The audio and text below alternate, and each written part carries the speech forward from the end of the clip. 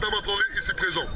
Il faut arrêter de cloisonner noirs, arabes, chinois, indiens, policiers, médecins. Non, ça il faut se l'interdire. Nous sommes tous des citoyens. Nous méritons tous le respect. Il faut arrêter la stigmatisation perpétuelle d'un ensemble. Là, je vais demander à Alexandre Langlois. Non, Alexandre. Franchement, s'il vous plaît, applaudissez-le, s'il vous plaît. Franchement.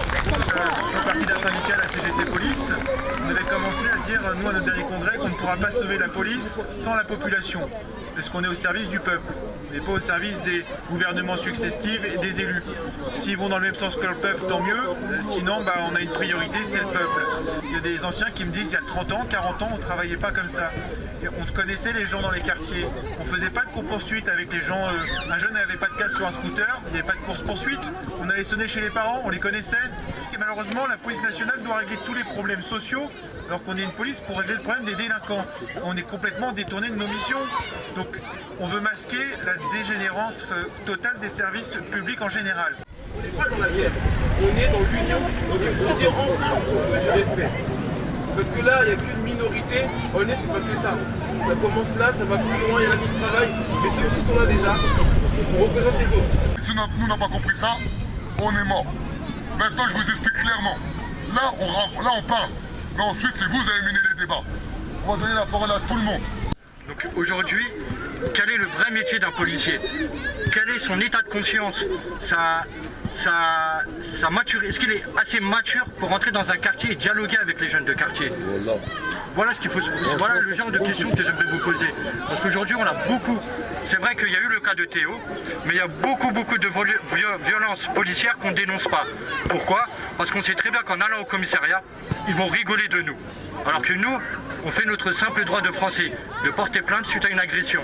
La réponse est non. C'est pas le même état d'esprit. Parce qu'on a... Alors, il y a plusieurs raisons. Je vais mettre tout de suite de côté les policiers qui n'ont rien à faire dans la police, qui sont une extrême minorité. Voilà. On va parler de cas généraux pour la grande majorité des policiers. Les policiers, comme vous pouvez le constater, c'est un peu comme dans toute la fonction publique, on envoie les plus jeunes dans les quartiers les plus difficiles, les plus sensibles, où il y aurait besoin d'expérience, d'encadrement et d'ancienneté. Bon, c'est pareil dans l'éducation nationale, c'est pareil dans d'autres services publics. Donc c'est des gens qui viennent de province, la plupart du temps, qui ne connaissent pas les quartiers.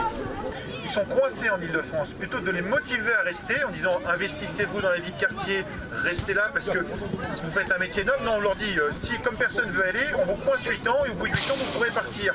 Je veux dire, c'est pas très motivant pour rester là. Les gens n'ont qu'une envie, c'est de faire le minimum et de repartir chez eux dès qu'ils pourront. Donc je veux dire qu'on remette la priorité des missions sur la tranquillité publique. On ne demande pas forcément d'interpeller les 20 personnes, juste leur dire bon on a mis les moyens, maintenant vous rentrez chez vous, les gens veulent dormir. Mais tout ça, c'est pas à l'ordre du jour parce que dans les stades ça rentre pas, c'est plus facile de faire de la merde parce que dans les statistiques on fait pas la différence.